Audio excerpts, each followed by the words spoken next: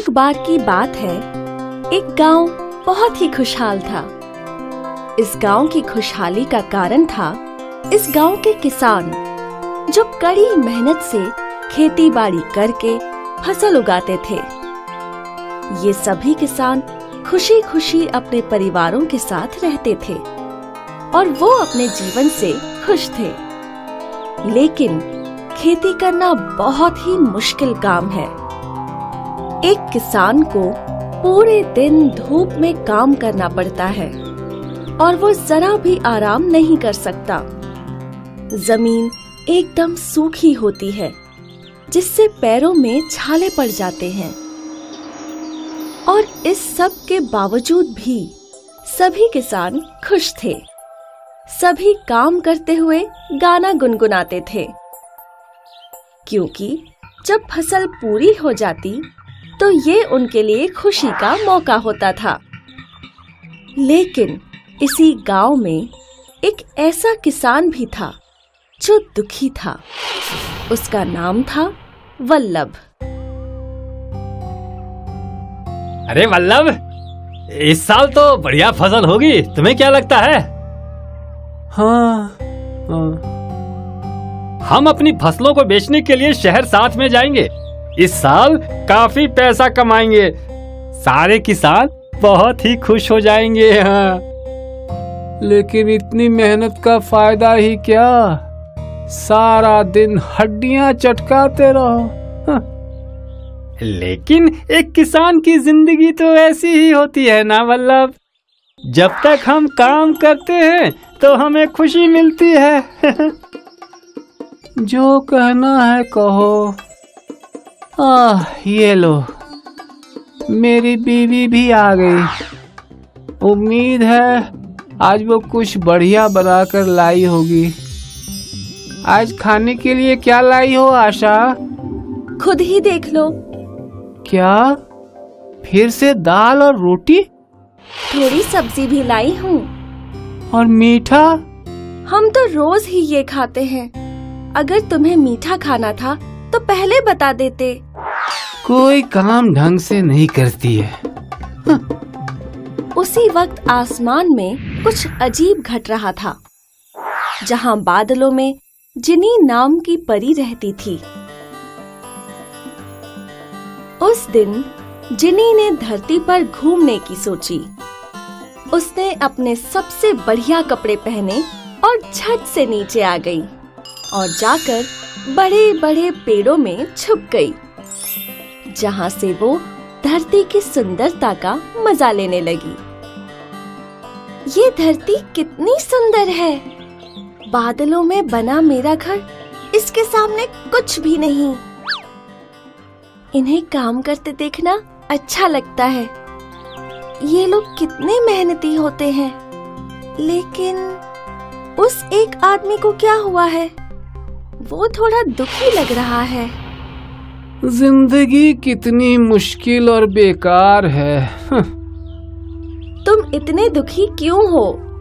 हमारे पास सब कुछ तो है। सच में हमारे पास कुछ नहीं। हमें पैसा तभी मिलता है जब हम कड़ी मेहनत करते हैं। काश कि मेरी जरूरतों का पैसा बिना किसी काम किए ही आ जाता। ओह, बेचारा किसान। लगता है इसने बहुत मेहनत की है, लेकिन इसे कुछ भी नहीं मिला। क्या मुझे इसकी मदद करनी चाहिए? कितना अच्छा होता ना अगर पैसे हमारे पेड़ पर ही उग जाते। बस इतनी सी बात। ये तो मैं चुटकी में कर सकती हूँ। तो ये लो, आब्राकाडाब्रा। जितनी भी शक्तियाँ हैं मुझ में, उसकी मदद से आज से इस गांव के सभी पेड़ों से सिक्के गिरेंगे। ये सब देखने में बहुत मजा आने वाला है। मैं कुछ दिनों के बाद आकर देखती हूँ।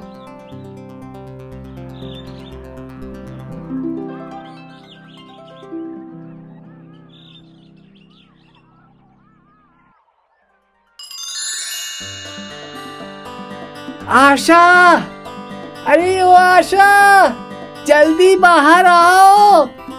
क्या हुआ? ये सब क्या है? क्या तुम भी वही देख रही हो जो मैं देख रहा हूँ?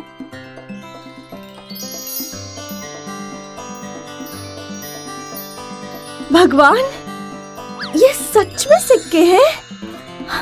सिक्के! जैसी इच्छा तुमने की थी, कल शायद किसी परी ने तुम्हारी इच्छा को सुन लिया होगा और ये सच हो गया। तो अब तुम्हें किस बात का इंतजार है? चलो इन सारे सिक्कों को इकट्ठा करें। आ जाओ, संदूक ले आओ। हम अमीर हो गए, अमीर हो गए हम। ए वल्लभ, क्या तुम्हारे पेड़ पर भी वैसा ही हुआ है? फलों की जगह पर पैसे? सारे गांव में ऐसा हुआ है। हाँ, कल मैंने इच्छा जाहिर की थी और आज ये सच हो गया। वाह, तुमने हम सबको अमीर बना दिया। वाह वाह। हाँ, अब हम अमीर हैं। अब हमें काम करने की कोई जरूरत नहीं, हम सब अमीर हैं। अरे वाह वाह, हमें अब काम करने की जरूरत नहीं है। हाँ, अब हम सब अमीर हो गए हैं। वाह वाह। तो इस तरह सही वक्त पर दुआ मांगने से पूरा गांव बहुत अमीर हो गया। वहाँ हमेशा पेड़ों पर सिक्के लगे रहते थे, चाहे लोग कितनी बार भी तोड़ लें। और कुछ ही सालों में सारे किसान इतने अमीर हो गए जिसका उन्होंने सपना भी नहीं देखा था।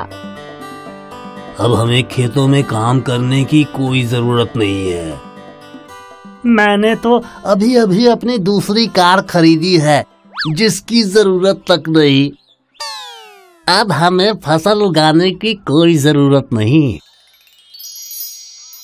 मैंने सुना है कि गांव में एक नया फास्ट फूड रेस्टोरेंट खुला है।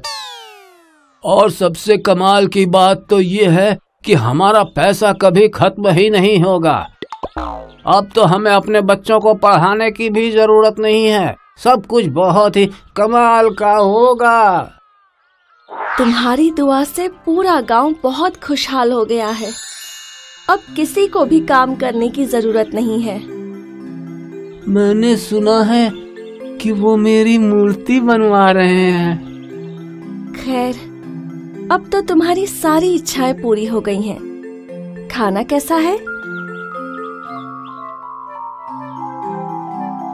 खाना तो अच्छा है, लेकिन खीर में थोड़ा मीठा कम है। ध्यान रहे अगली बार अच्छी जगह से मंगवाना। अरे वल्लभ, हम तुम्हें तुम्हारी मूर्ति के उद्घाटन के उपलक्ष्य में न्योता देने आए हैं। कल तुम्हें वहाँ जरूर आना है। आओगे ना? हाँ बिल्कुल, जरूर आऊंगा। हमने तुम्हारे पिता को भी चीफ गेस्ट के रूप में न्योता दिया है। तो वल्लभ उसका परिवार अगले दिन उद्घाटन के लिए पहुंचे। वहाँ बहुत सारे लोग आए थे। हर कोई उस आदमी को देखना चाहता था जिसने वो करामाती दुआ मांगी थी। लो आ ही गए, लेकिन तुम इतना हाफ क्यों रहे हो? ओह, मेरी कार बीच में ही खराब हो गई, तो मुझे पूरे रास्ते चलकर आना पड़ा। ओह, ये तो बहुत बुरा हुआ। आओ बैठो, कोई जाकर पानी ले आओ।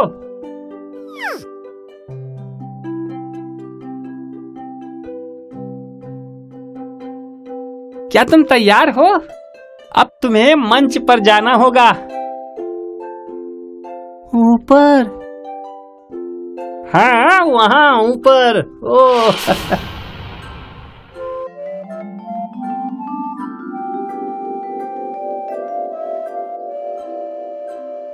ओह, मैं तो पहले से ही बहुत थका हुआ हूँ। तुम्हारे पिता भी आ चुके हैं।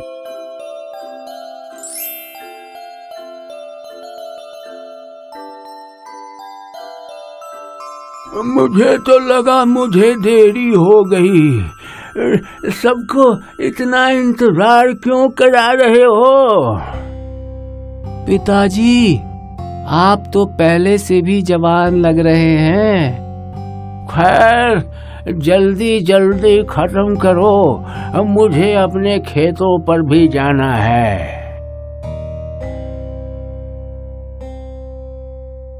तुम्हारा गांव सच में बहुत अमीर लग रहा है, लेकिन तुम इतने मोटे कैसे हो गए और इतनी जोर जोर से हाँफ क्यों रहे हो? और अब वक्त आ गया है कि हम मूर्ति का उद्घाटन करें। क्या मैं चीफ गेस्ट को बुला सकता हूँ?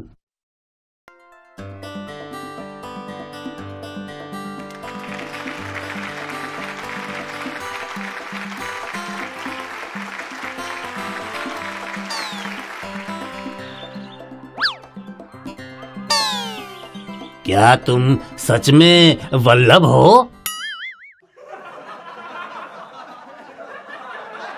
नहीं, इतना ज्यादा भी मत हंसो।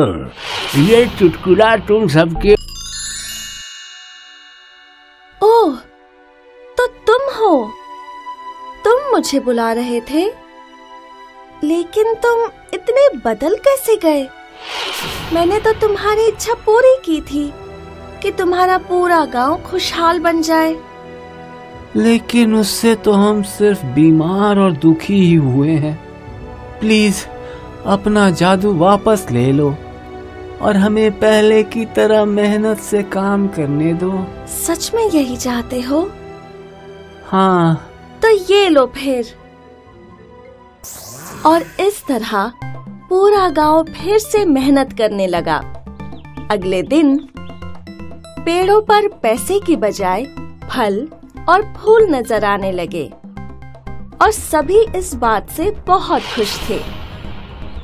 सभी गांव वाले खेतों में वापस चले गए और पूरी ईमानदारी से खेती करने लगे। और जहाँ तक वल्लभ की बात है, वो भी फिर से किसान बन गया और इस बार वो गाना गुनगुनाता और मेहनत करता और उसने इस बार कोई शिकायत नहीं की। मैं हूँ शाइनी। अगर आप मुझे ऐसे ही देखना चाहते हैं तो इस वीडियो को जरूर शेयर करें और हाँ, इस चैनल को भी सब्सक्राइब करना ना भूलें।